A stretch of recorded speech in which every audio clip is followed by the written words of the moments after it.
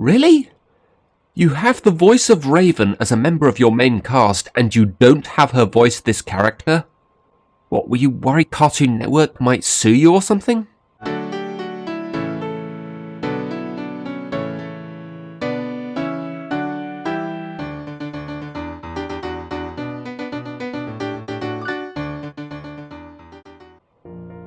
This is really one of those episodes that is more about making you laugh than giving you any kind of thought-provoking message.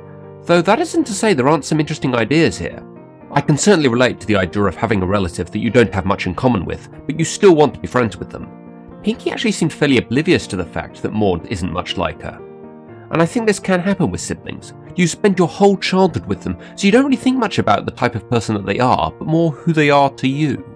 I found it more interesting the way Maud was acting around the other five the second time I watched this episode, because if you ignore her monotone voice and blank expressions, she actually doesn't appear to be having a bad time.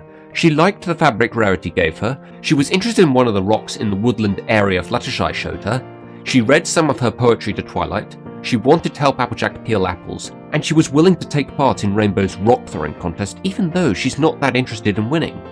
On the subject of Rainbow, she really shines in this episode, with her competitive nature distracting her from the real issue, and her face when she says, "He's a rock!"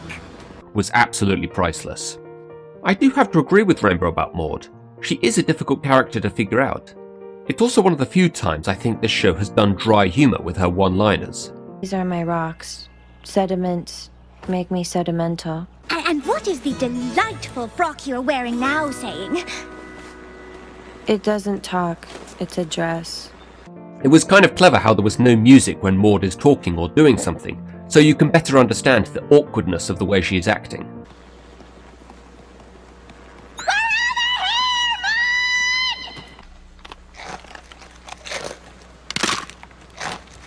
It's crunchy. It would have been very easy to make her like the neutrals from Futurama. One-note flat characters that clearly only exist for the sake of a joke. But there is actually a lot more going on with her.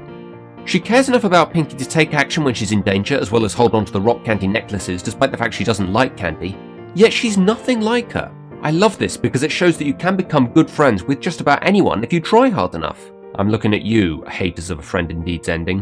While the other five might have felt bad about not being able to become friends with Maud, it doesn't seem like they've made much of an effort. It seems like they just took Maud's blank expressions as an indication that she didn't like them, when in fact that's just who she is. She doesn't really dislike any of them, she's just indifferent towards them. I think there's a good message here about how it's possible to get along with just about anyone as long as you focus on what you have in common. You're never likely to become best friends with them, but you can still get along okay, and that's really all that matters. We also get some pretty strong evidence here that Earth ponies have more physical strength than the other races. Though I do still have to ask why Rainbow didn't try to fly up there and help her. I mean, there is quite a long period where they just stand there and stare at the rocks collapsing around her. Why don't you do something, guys? But overall, as a real lover of dry humour, I haven't laughed this much in an episode of this show in a while. With that, the rock puns, and a good message about how you can still get along with people even if you don't really understand them, there was a lot of stuff to enjoy about this episode.